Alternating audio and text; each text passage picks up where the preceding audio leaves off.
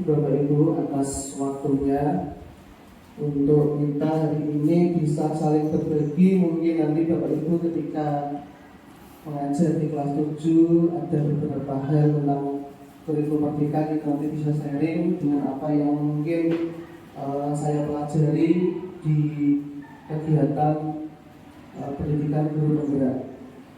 Hari ini untuk materi yang saya sampaikan yaitu tentang budaya positif. Oke, ada fasilitator, nanti saya sudah laporan sama ke konsep praktiknya. Nah, kita dari awal dulu sebelum masuk ke budaya positif. Kalau Bapak Ibu membaca tentang kurikulum merdeka, mungkin akan merujuk kepada Ki Hajar Dewantara. Mungkin ketika Bapak Ibu mengisi PMM juga pasti di awal pasti akan muncul gambar Ki Hajar Dewantara. Mungkin sedikit mengulang kembali tujuan pendidikan menurut Ki Hajar Dewantara pada intinya kita itu menuntun siswa sesuai dengan kodrat mereka, baik kodrat alam maupun kodrat zaman.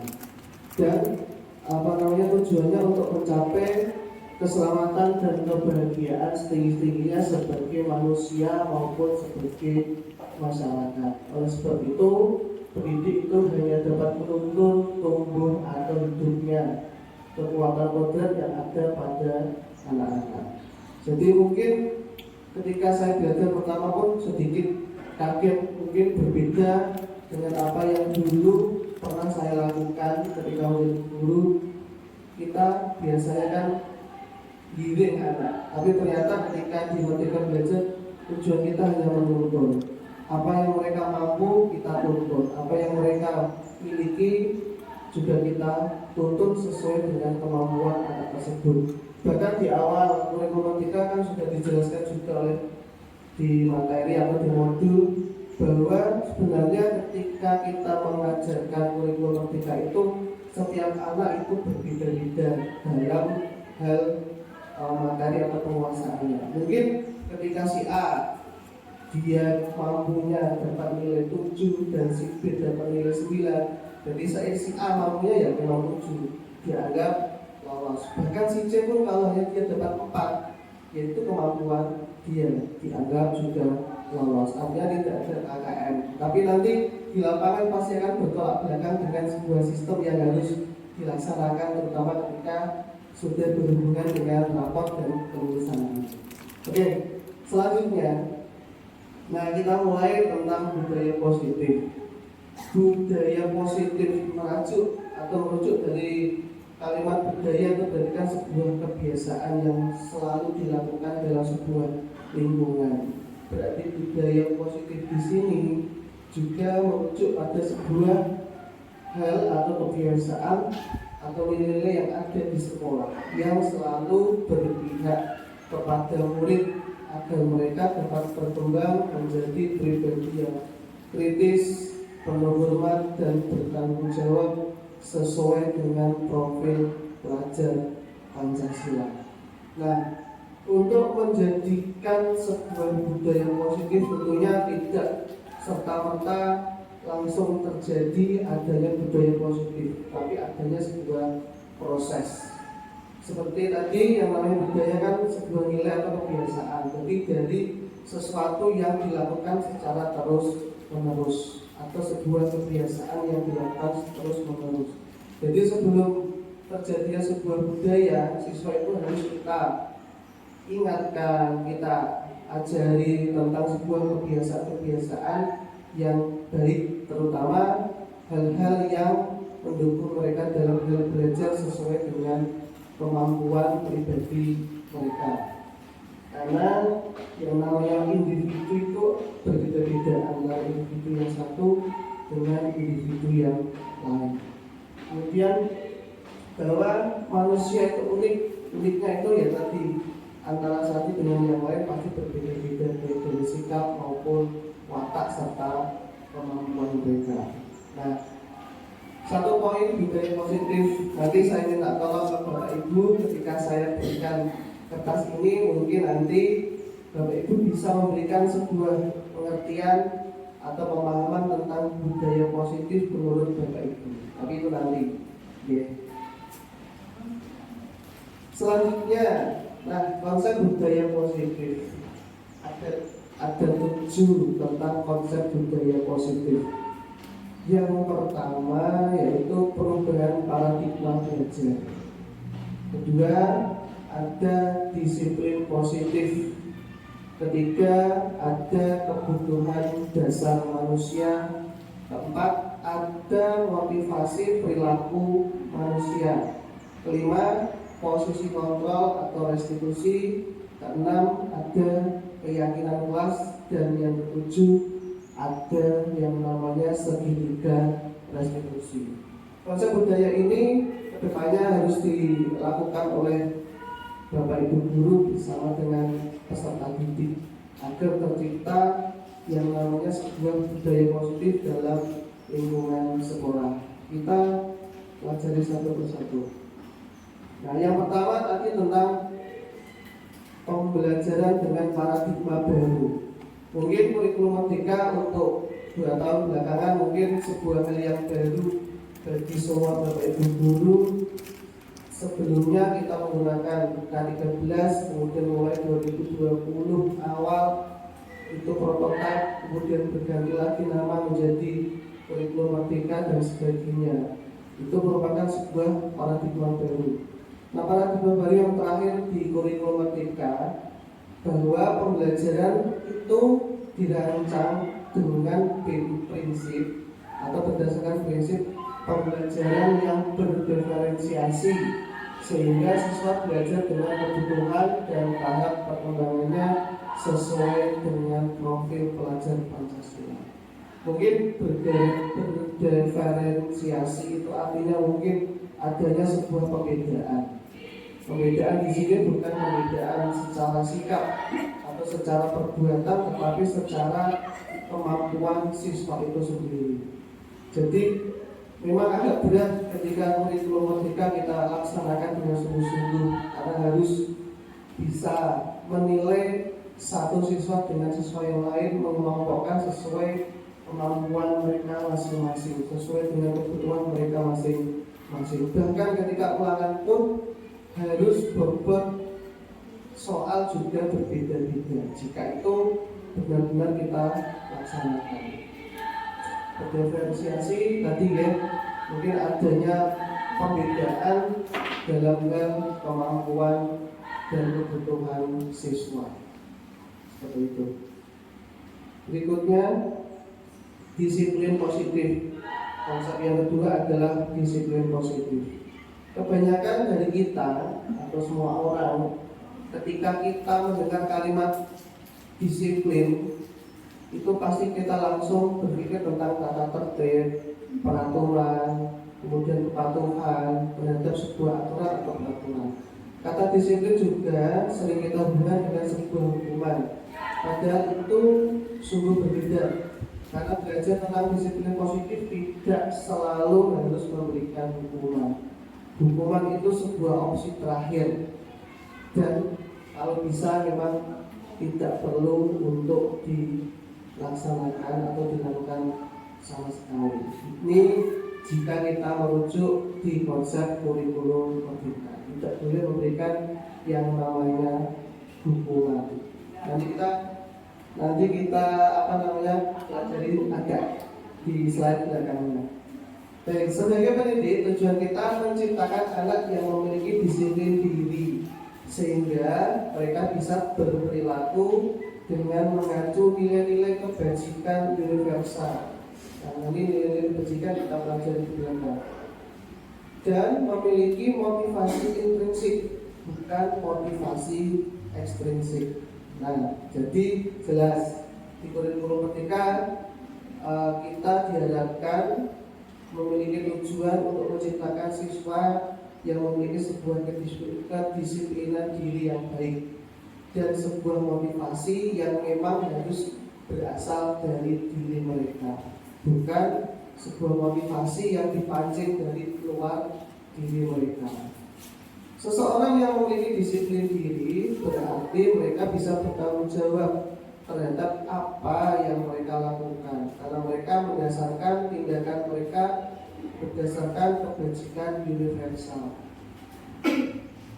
Jadi seseorang menurut kurikulum Merdeka bisa dikatakan disiplin kalau mereka bisa bertanggung jawab terhadap apa yang sudah menjadi tanggung jawab mereka berdasarkan nilai-nilai kebajikan. Baik, ini sampai di konsep yang kedua, disiplin positif. Selanjutnya, nah ini kita pelajari tentang nilai-nilai kebajikan universal. Di sini tadi dikatakan tujuan kita adalah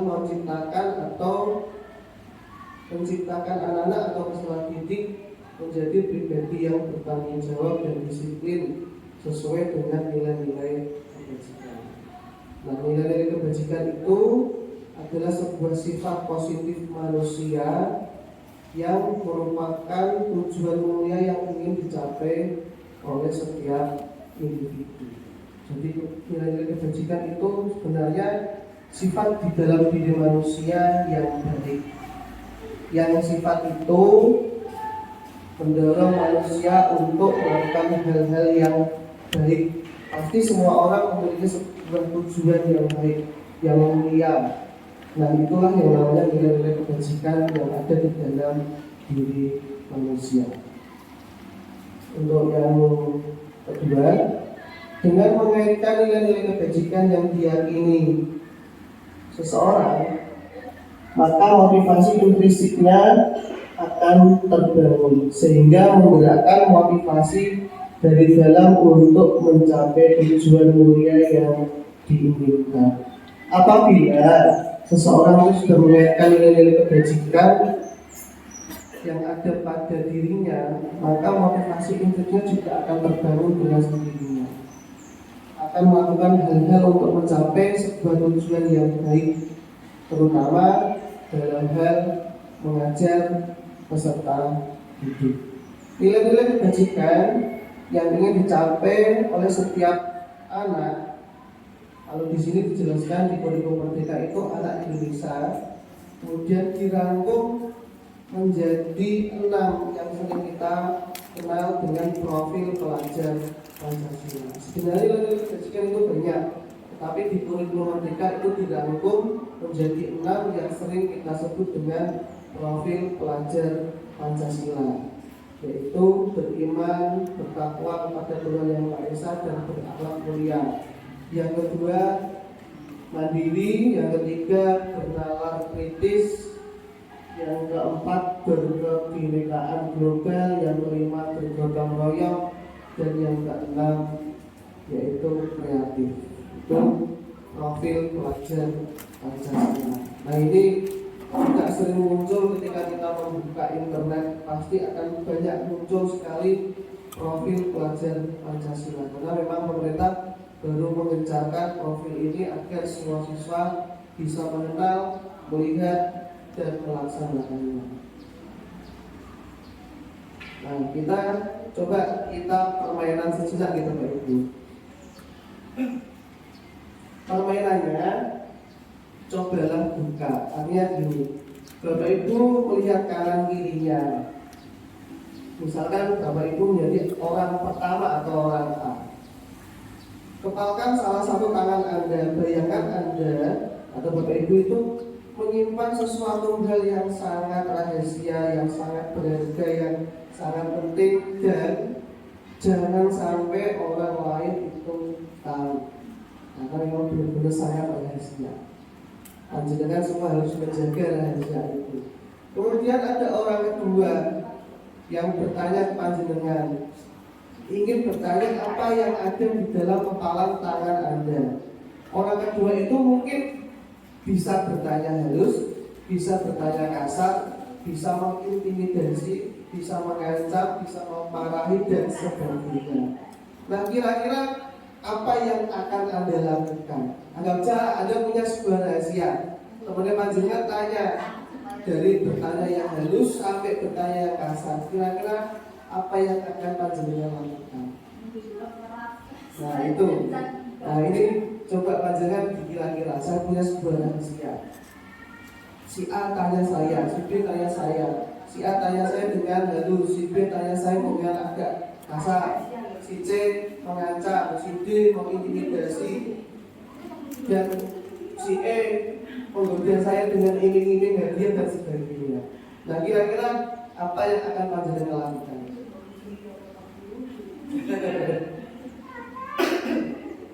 Nah, saya yakin jawaban panjenengan akan sama seperti ini. Nah, Anda pasti tidak akan memberitahu apa yang ada di dalam kepala tangan Anda. Anda semua tidak akan memberitahu apa itu informasi yang bersifat rahasia kepada siapapun, meskipun orang lain tersebut akan mengancam, mengintimidasi dan sebagainya. Nah, ini dalam kegiatan ini sesungguhnya siapa yang memegang kontrol atau kendali untuk membuka atau menutup tangan? Diri sendiri. Nah, siapa yang memegang kendali atau kontrol? Yaitu diri kita sendiri. Kenapa? Karena satu, itu sebuah rahasia. Yang kedua, rahasia itu merupakan salah satu kebutuhan dasar. Kalau rahasia itu sampai mungkin diketahui orang lain, pasti kebutuhan dasar yang ada di dalam diri manusia juga akan hilang, bahkan atau mungkin kebutuhan dasar itu akan tidak bisa tercapai. Nah, apa sih kebutuhan dasar dan apa saja kebutuhan dasar di dalam diri manusia? Nah, kebutuhan dasar di dalam diri manusia itu ada 5. Yang pertama jelas kebutuhan untuk bertahan hidup atau survive. Panjenengan pasti semuanya, termasuk saya juga pasti ingin yang namanya bertahan untuk hidup. Yang kedua, kebutuhan dasar manusia adalah untuk mendapatkan rasa kasih sayang dan rasa diterima. Ada kebutuhan diterima baik oleh keluarga, masyarakat, teman dan semua orang. Itu pasti kebutuhan dasar yang ada di dalam manusia. Selanjutnya, kebutuhan dasar manusia yang ketiga adalah kebutuhan pengakuan atas kemampuan.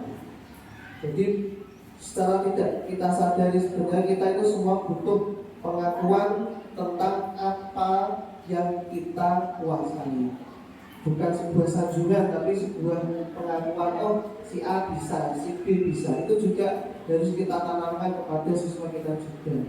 Ibaratnya itu sebuah ribet atau sebuah penghargaan. Jadi untuk bombong hati siswa. Kebutuhan dasar manusia yang keempat adalah sebuah kebutuhan akan kebebasan atau kebutuhan akan kebebasan untuk memilih. Jadi manusia juga memiliki kebutuhan dasar itu untuk memilih, bebas memilih. Yang kelima, kebutuhan dasar manusia adalah kebutuhan akan merasa senang atau kesenangan. Pasti yang namanya setiap manusia pasti memerlukan sebuah waktu untuk bersenang-senang terhadap dirinya sendiri. Itu 5 kebutuhan dasar. Mungkin secara kita tidak sadari kebutuhan dasar itu pun ada di dalam diri kita. Nah, dunia berkualitas. Ketika kita sudah bisa memenuhi kebutuhan dasar kebutuhan kita atau dasar kebutuhan manusia, kita pasti akan merasa dunia kita itu akan merasa berkualitas. Hidup kita akan merasa berkualitas. Di mana dunia berkualitas adalah tempat khusus di dalam pikiran kita, tempat Anda menyimpan gambaran representasi atau gambaran keinginan dari semua yang akan Anda inginkan. Bisa berisi orang-orang, hal-hal dan apa saja yang terbaik dalam hidup Anda dan membuat Anda merasa bahagia dan terpenuhi kebutuhan dasar Anda. Jadi dunia yang berkualitas itu intinya panjenengan semua, saya, semua manusia itu merasa memiliki sebuah pemikiran yang nyaman, memiliki sebuah tempat yang merasa enjoy untuk melakukan segala sesuatu, tidak ada merasa terbebani dalam kehidupan kita. Motivasi perilaku manusia. Motivasi, kalau kita mendengar kalimat motivasi berarti sama artinya sebuah dorongan. Jadi motivasi atau perilaku itu salah. Jadi yang namanya sebuah motivasi adalah dorongan yang timbul pada diri seseorang secara sadar atau tidak untuk melakukan sebuah tindakan dengan tujuan tertentu. Jadi setiap manusia itu pasti memiliki sebuah motivasi. Contoh, saya berikan contoh anak atau siswa. Siswa itu melakukan motivasi atau melakukan sesuatu pasti ada motivasi di dalam diri mereka. Nah, motivasi itu ada 3 hal. Yang pertama, siswa itu melakukan sesuatu untuk menghindari rasa tidak nyaman atau sebuah hukuman. Yang kedua, siswa itu melakukan sesuatu atau motivasi sesuatu untuk mendapatkan sebuah imbalan atau penghargaan atau mungkin sebuah sanjungan dari orang lain. Yang ketiga, siswa melakukan sesuatu itu karena adanya sebuah motivasi dengan sadar dari dalam diri mereka, agar mereka itu sadar biar mereka itu bisa menjadi orang yang mereka inginkan, menghargai dirinya sendiri dengan nilai-nilai yang mereka percaya. Ini sebagai contoh siswa. Misal siswa yang mungkin sering terlambat. Sering terlambat itu kadang kan aku tak berangkat pagi, padahal terpaksa karena hanya untuk menghindari sebuah hukuman atau ketidaknyamanan. Atau mungkin ada siswa yang mungkin berangkatnya pagi-pagi untuk mendapatkan sebuah sanjungan. Anak ini sergap, anak ini lo rajin. Nah, motivasi yang ketiga, anak itu berangkat sesuai waktu karena mereka sadar untuk menghargai diri mereka. Kalau sekolah maksimal jam 7 kurang 15 pintu sudah ditutup, berarti saya harus berangkat sebelum itu. Artinya siswa itu sudah sadar untuk menghargai diri mereka. Nah, ini nanti kita pelajari bagaimana caranya di slide selanjutnya. Itu tentang motivasi. Kemudian berkaitan dengan motivasi siswa atau perilaku manusia itu pasti berkaitan dengan yang namanya kedisiplinan. Nah, kedisiplinan juga ada 2 konsep. Kedisiplinan juga ada 2 konsep. Konsep yang berhasil dengan konsep yang gagal. Konsep disiplin dengan identitas gagal itu sering kali mungkin yang dulu dikaitkan dengan disiplin itu harus dengan memberikan sebuah hukuman, dengan sebuah sanksi, di mana hukuman tersebut terkadang bisa menyakitkan baik fisik maupun psikis. Kemudian hukuman itu bisa membuat siswa itu merasa tidak nyaman, kemudian bisa saja menjadi trauma, takut, kemudian terpaksa, kemudian siswa akhirnya ketika diberikan sanksi atau memberikan hukuman, seringkali mereka kemudian sering berbohong, menyembunyikan sesuatu dan menjadi rendah diri atau minder. Kemudian penghargaan juga kalau mungkin ada yang mengatakan baik, ada yang mengatakan tidak baik. Tidak baiknya itu kalau anak tersebut menjadi ketergantungan terhadap sebuah penghargaan. Contoh, penghargaan itu dikatakan sebuah konsep yang gagal karena tidak efektif. Ternyata kita memberikan penghargaan ke anak itu terkadang hanya saat itu saja terlihat baik. Mungkin kedepannya bisa saja berubah. Kemudian bisa merusak hubungan. Ketika kita memberikan penghargaan ke anak dan terlihat atau dilihat oleh siswa yang lain, pasti siswa yang lain akan merasa iri atau merasa dibanggakan. Kemudian mematikan kreativitas, menghukum dengan sistem ranking. Mungkin ini kalau konsep Merdeka Belajar kan tidak ada yang namanya ranking. Kemudian merampas hak untuk menghargai dirinya. Nah, ini 2 hal ini, hukuman dan penghargaan, merupakan salah satu atau dua hal dari konsep disiplin yang dianggap gagal. Seperti itu dalam konsep kurikulum merdeka. Tapi semua tergantung Bapak Ibu guru ketika melaksanakan di lapangan. Tapi tadi seperti penghargaan itu kan banyak sekali macamnya. Saya masih ingat ketika dulu ada siswa yang selalu saya beri hadiah. Siswa A diberikan hadiah paham, tapi siswa B diberi hadiah itu tidak paham. Si A akhirnya dia sadar belajar dengan rajin, tapi si B ternyata dia hanya belajar rajin ketika hanya diberi hadiah. Nah seperti itu. Jadi bisa baik, bisa mungkin juga tidak baik. Nah sekarang konsep disiplin yang bisa dikatakan sukses, yaitu memberikan sebuah konsekuensi. Konsekuensi mungkin hampir sebuah sanksi, tetapi lebih cenderung kepada memberikan sebuah pilihan. Seperti penguatan jangka pendek, perlu monitoring berkelanjutan, stimulus respon, menghormati peraturan, kehilangan waktu untuk memenuhi kesalahan. Sebagai contoh seperti ini konsekuensinya. Ketika anak tersebut atau si A sering terlambat, mungkin kita berikan sebuah gambaran. Kalau kamu nanti ke depan terlambat lagi, konsekuensinya adalah seperti ini. Jadi lebih halus.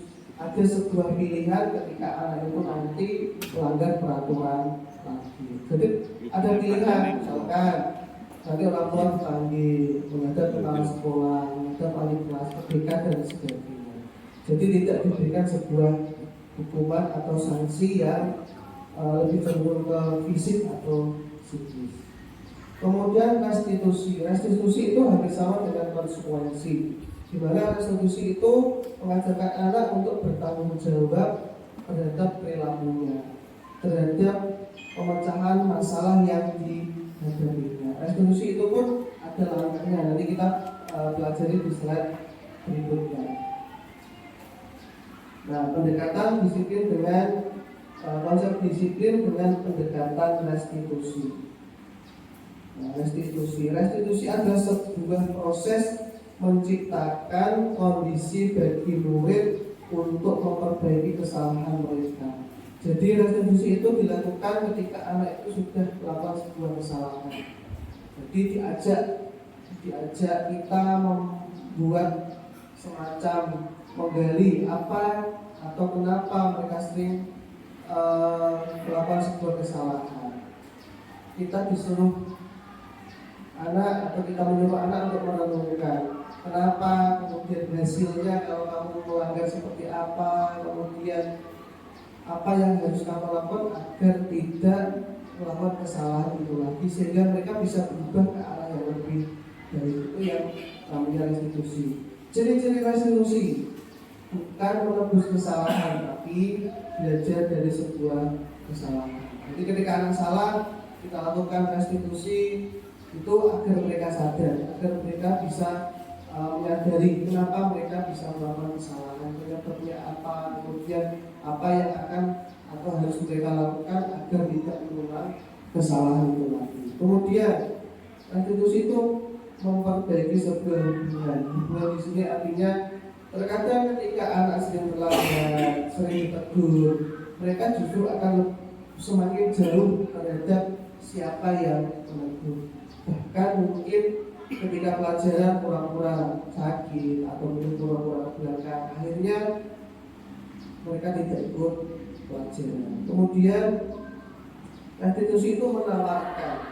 Jadi ketika kalau kamu melanggar ini, yang harus kamu lakukan adalah seperti ini. Jadi ada sebuah penawaran, ada sebuah pilihan untuk siswa atau untuk individu agar tidak melakukan sebuah kesalahan lagi. Kemudian menuntut untuk melihat bela diri. Tadi kita menuntut siswa agar dia sadar, agar dia bisa menyadari apa sih yang menyebabkan siswa tersebut melakukan sebuah kesalahan. Kemudian selanjutnya dengan mencari kebutuhan dasar yang mendasari tindakan mereka. sumbernya, mencari kebutuhan dasar. Ketika anak melakukan kesalahan, pasti itu ada hal yang menyebabkan kenapa anak tersebut melakukan sebuah kesalahan. Bisa memang hal yang tidak disengaja, bisa sesuatu yang memang disengaja untuk memenuhi kebutuhan dasar si siswa tersebut. Contoh, terkadang ada anak yang mungkin tidak ikut pelajaran, disengaja. Kenapa? Mereka senang tidak ikut pelajaran, tapi kebutuhan dasar rasa senang itu jadi mereka tercukupi, padahal itu tidak baik. Selanjutnya, fokus pada karakter bukan tindakan. Jadi dengan adanya restitusi kita bisa melihat karakter siswa tersebut. Kita dekati, kita ajak obrol, kita ajak sharing. Dengan demikian kita bisa melihat karakter siswa tersebut. Kemudian menguatkan dan fokus pada solusi. Jadi ketika ada anak yang melakukan kesalahan dengan sebuah restitusi, kita itu bisa menguatkan mereka agar tidak mengulangi apa yang sudah mereka lakukan. Nah, perbedaan antara hukuman, konsekuensi, dan restitusi. Di sini saya mengambil siswa yang sering terlambat datang ke sekolah. Hukuman, konsekuensi, dan restitusi ini perbedaannya. Kalau hukuman cenderung kita menghukum siswa tersebut dengan berbagai cara. Ada yang menyuruh diri, ada yang menyuruh mungkin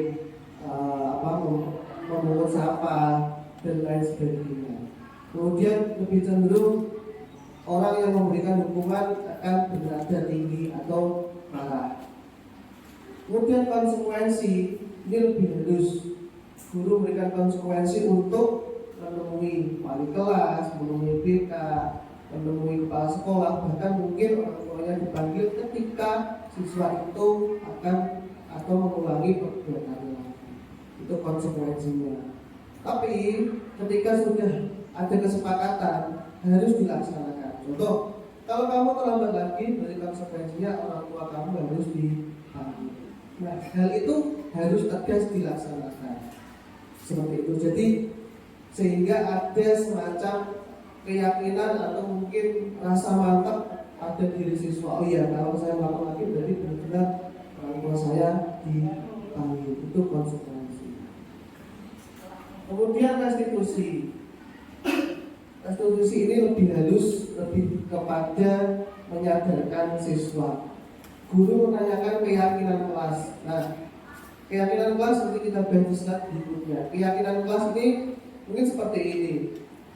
Saya masih ingat di ketika sekolah sebelum memulai pembelajaran, terutama di awal catatan kalau dulu sekarang semester, Bapak Ibu gurunya selalu mengatakan keyakinan kelas atau kesepakatan kelas. Jadi apa saja yang tidak boleh dilakukan saat pelajaran tersebut. Contoh, tidak boleh mengganggu teman yang lain, tidak boleh meminjam alat tulis temannya, tidak boleh membuang sampah di sembarang tempat dan sebagainya. Nah, itu yang namanya keyakinan kelas. Pasti di dalamnya itu ada yang namanya tidak boleh terlambat datang ke sekolah atau tidak boleh terlambat saat pelajaran tersebut. Nah, kita tanyakan lagi keyakinan kelasnya apa saja yang tidak boleh dilakukan di dalam kelas itu. Kemudian tujuannya kita adalah membantu menyelesaikan siswa tersebut dalam hal permasalahannya. Kenapa? Sebabnya apa? Kira-kira siswa itu punya solusi seperti apa agar permasalahannya itu tidak terulang kembali. Guru terbuka dan siswa juga menghormati dirinya dan orang lain. Diajak sharing, diajak berbicara sebab, akibat, kemudian solusinya. Nah, itu perbedaan dari hukuman, konsekuensi, dan restitusi. Semuanya pasti ada sisi baik dan sisi kurang baiknya. Kurang baiknya mungkin dalam hal ketegasan. Mungkin ketika kita menginginkan sesuatu yang tegas dan cepat, hukuman adalah yang paling tepat. Tetapi juga ada efek yang kurang baik. Nah, nanti di belakang kita belajar tentang situasional ketika ada permasalahan siswa. Kita menggunakan yang mana seperti itu. Nah, kita belajar yang restitusi dulu, karena di dalam konsep ketika belajar restitusi adalah hal yang paling baik yang harus dilakukan oleh seorang guru terhadap siswa. Nah, posisi kontrol restitusi sebagai penghukum, sebagai pembuat merasa bersalah, sebagai teman, sebagai pemantau, sebagai manajer. Nah, secara tidak langsung posisi kita sebagai guru ada di 5 hal ini: penghukum, pembuat merasa bersalah, teman, pemantau, dan manajer. Nah, penghukum. Nah, ini contoh penerapan 5 posisi kontrol restitusi. Saya mau berikan contoh kasus siswa yang sering terlambat dan membuat gaduh kelas. Kalau kita sebagai penghukum, pasti kita langsung memberikan hukuman. Kita langsung ngomong mengingatkan anak tersebut tentang tata tertib yang ada di sekolah atau di kelas tersebut. Kemudian kita memberikan sebuah sanksi, bisa saja berdiri di depan, buang sampah dan sebagainya. Kemudian ada kalanya kita melakukan sebagai pembuat merasa bersalah.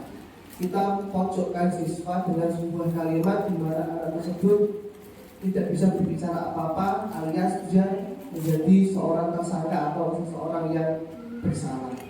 Contoh, berapa kali saya harus memberikan peringatan, mengingatkan dan sebagainya. Saya sangat kecewa terhadap kamu dan sebagainya. Nah, itu posisi kita sebagai pembuat rasa bersalah siswa. Kemudian ada juga tipe kontrol posisi kita sebagai teman. Ada baiknya ketika kita memposisikan sebagai teman, tetapi ada juga tidak baiknya. Mungkin kita akan dianggap atau mungkin dianggap setara, hanya anak terkadang cenderung berbicara yang kurang sesuai. Contoh posisi kontrol yang sebagai teman adalah mungkin ada yang mengatakan, ayolah yang tertib buat Pak Guru gagal. Kali ini saya maafkan, tapi tolong jangan diulangi. Artinya seperti teman lah, seperti itu. Tapi ada baiknya juga lebih tidak baiknya lebih. Karena mungkin kita nanti akhirnya tidak tidak disegani atau tidak dihargai. Kemudian posisi kontrol kita sebagai pemantau. Kita seringkali itu terkadang memantau dari kejauhan siswa, terutama siswa-siswa tertentu. Ketika anak itu mau melanggar atau mungkin melakukan kesalahan lagi, dipanggil, langsung kita bilang, kamu sudah melanggar apa, peraturannya apa, konsekuensinya apa, saya sering memperhatikan kamu dan sebagainya. Itu posisi kontrol sebagai pemantau. Kemudian yang terakhir, ini yang paling baik menurut versi kurikulum Merdeka, yaitu sebagai manajer. Nah, kalimat manajer kan pasti Bapak Ibu sudah paham. Manajer itu kan yang mengatur semuanya. Dari awal ketika ada anak yang melakukan kesalahan, ditanya dulu, tahu kesalahan kamu, apa sebabnya, kira-kira apa yang akan kamu lakukan, kira-kira kalau kamu melakukan kesalahan sanksinya apa, ditanya secara detail. Itu sebagai manajer. Sekali lagi, posisi kontrol ini tetap ada plus minusnya, ada sisi baik, ada sisi kurang baik.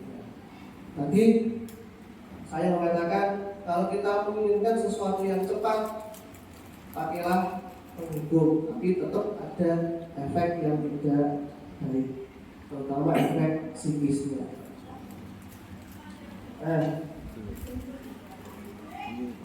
Keyakinan kelas, mengapa tidak peraturan kelas saja? Kalau dulu mungkin kita lebih sering kepada tata tertib atau peraturan kelas, intinya hampir sama. Tapi kalau keyakinan kelas itu lebih meyakinkan atau menyadarkan siswa yang ada di kelas itu untuk melakukan hal-hal yang baik hal-hal yang sudah mereka sepakati. Nanti ada contoh dari apa yang sudah saya lakukan dengan siswa. Kenapa keyakinan kelas? Karena untuk mendukung motivasi internal. Jadi meyakinkan anak, jadi menumbuhkan motivasi yang ada di dalam diri siswa. Yang kedua, keyakinan kelas merupakan kesepakatan kelas yang diyakini bersama oleh guru dan murid selama proses pembelajaran. Kalau mungkin zaman dulu ya ada yang namanya kontrak pembelajaran kalau zaman kuliah. Kalau mungkin saya ketika sekolah dulu ya namanya kesepakatan pelajaran. Jadi siswa tidak boleh A, B, C, D, E selama pelajaran tersebut. Mungkin dari guru sama tidak boleh melakukan apa A, B, C, D terhadap mata pelajaran tersebut. Tetap pasti ada sanksinya. Keyakinan kelas tidak hanya berisi harapan guru terhadap murid, tetapi harapan murid terhadap guru serta harapan guru dan murid terhadap proses pembelajaran yang berlangsung. Keyakinan kelas itu tidak hanya keinginan siswa, tetapi juga keinginan guru terhadap proses pembelajaran yang berlangsung agar nyaman, agar enjoy, agar bisa sesuai dengan apa yang mereka inginkan. Kesepakatan disusun dan dikembangkan bersama-sama antara guru dan murid. Nah, ini saya memberikan contoh prosedur pembuatan keyakinan kelas. Guru mensosialisasikan konsep keyakinan kelas dan meminta murid menulis satu persatu suasana kelas impian mereka pada kertas yang sudah disediakan. Jadi ketika saya praktek ini, saya berikan pemahaman tentang keyakinan kelas. Tujuannya apa, kemudian contohnya seperti apa. Kemudian saya berikan kertas kecil satu persatu.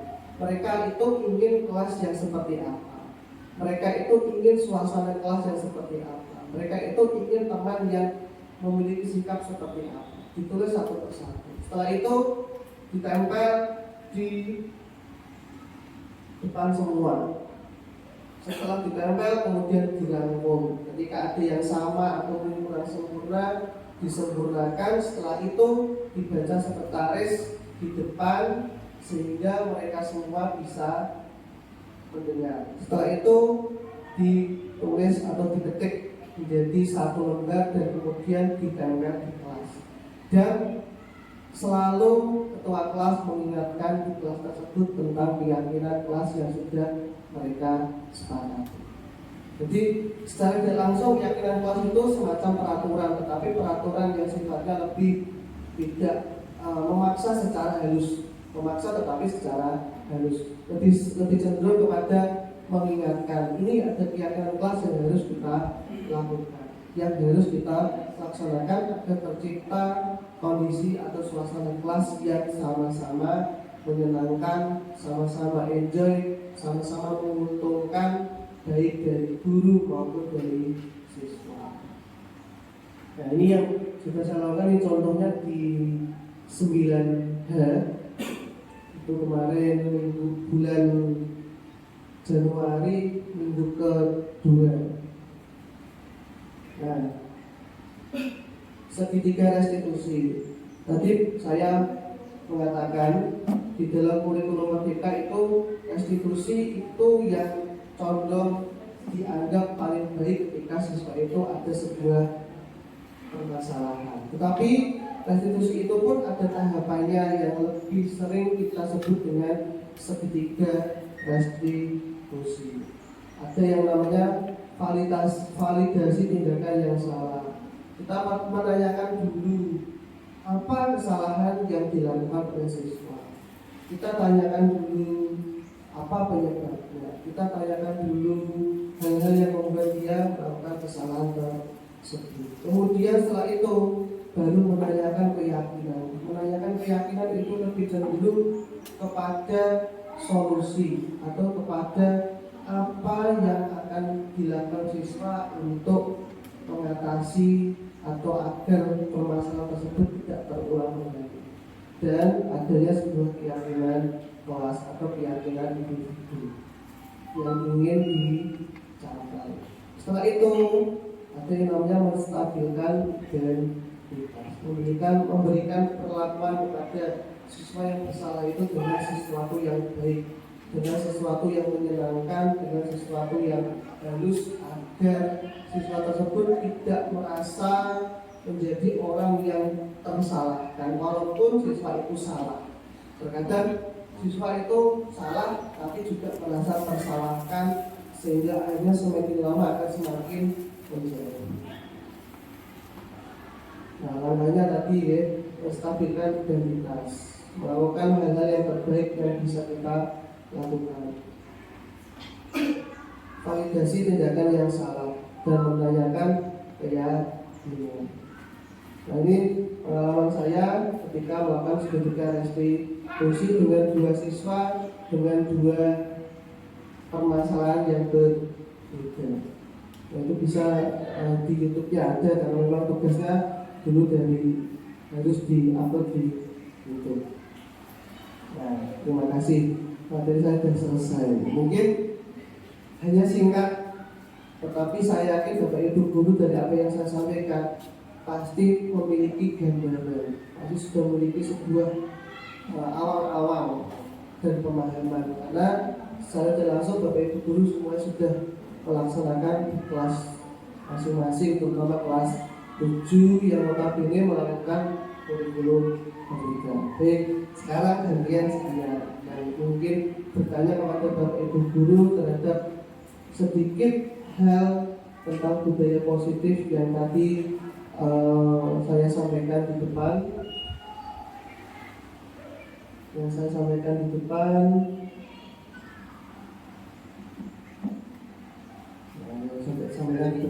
Jadi kalau Bapak Ibu guru bisa menuliskan di kertas yang nanti saya berikan ke Bapak Ibu guru sesuai dengan, nanti Bapak saya juga sama pakai spidol, saya berikan satu-satu nanti. Apa yang Bapak Ibu ketahui tentang budaya positif yang ada di sekolah menurut Bapak Ibu guru. Ya, budaya positif menurut Bu Juli, budaya positif yang seperti apa? Kalau perlu sekalian contoh saya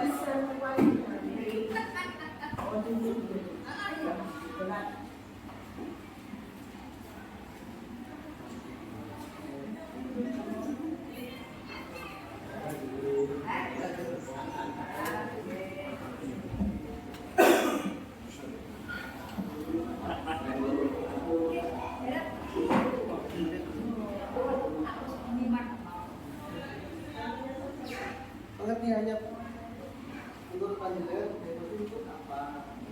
Misalkan contoh juga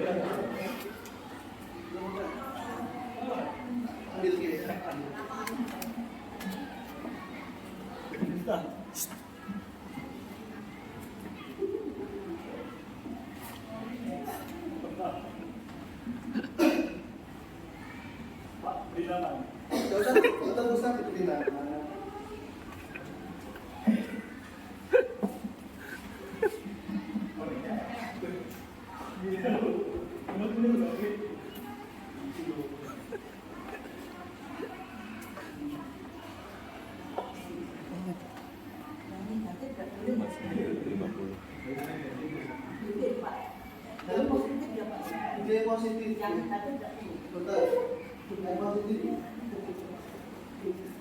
positif Pak Riza.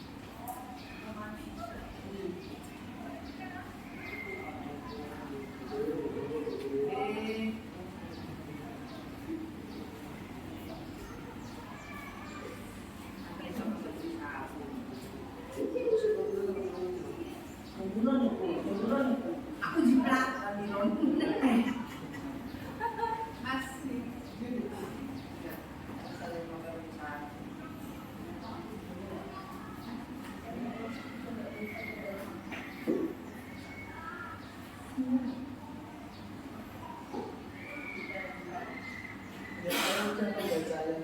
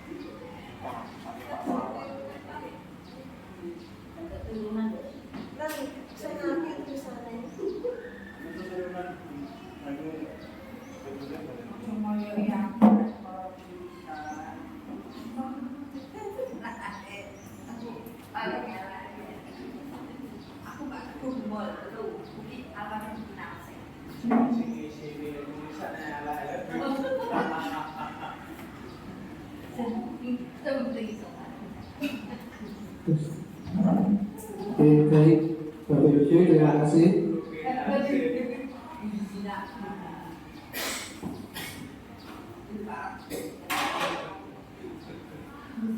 Terima kasih Bapak Ibu sudah menuliskan pemahaman tentang budaya positif yang Bapak Ibu tahu atau pahami menurut pemahaman Bapak Ibu sendiri. Saya ambil contoh satu. Budaya positif yaitu kebiasaan yang ditanamkan di siswa sehingga menjadi sebuah kebiasaan yang baik. Jadi budaya positif kan merupakan kebiasaan yang sering dilakukan berkali-kali terus-menerus kepada seseorang sehingga menjadi sebuah kebiasaan. Selanjutnya,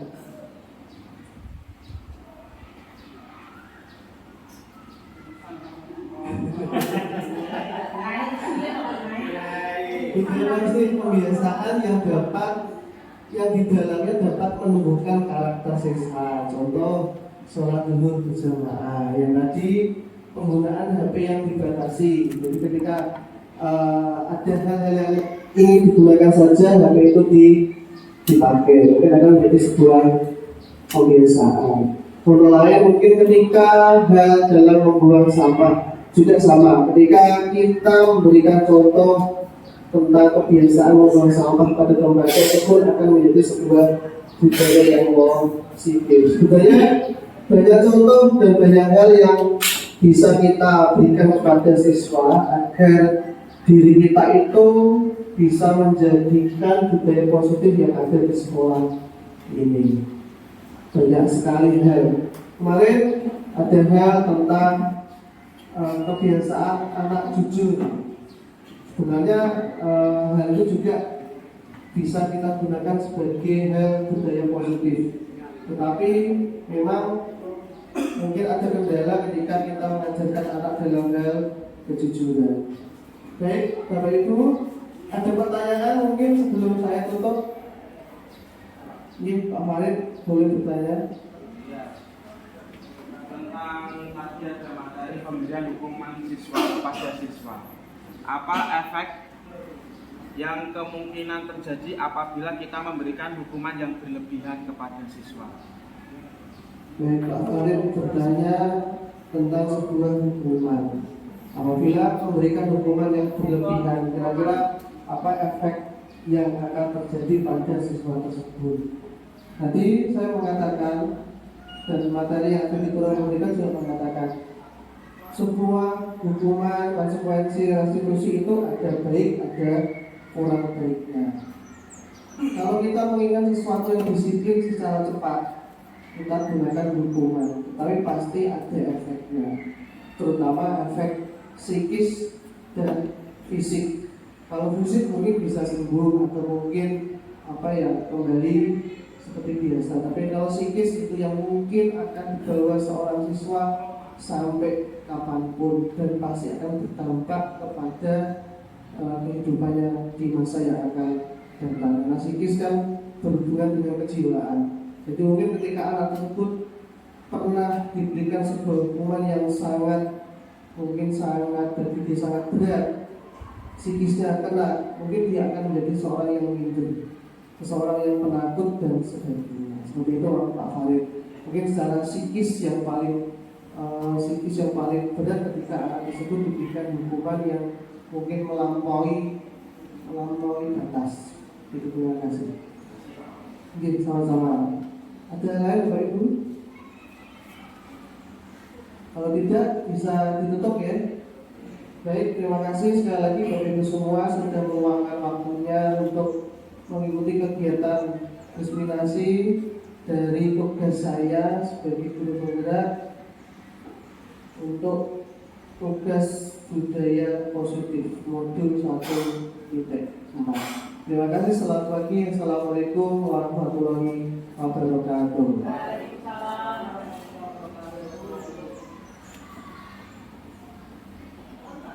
Tolong Ibu, Pak.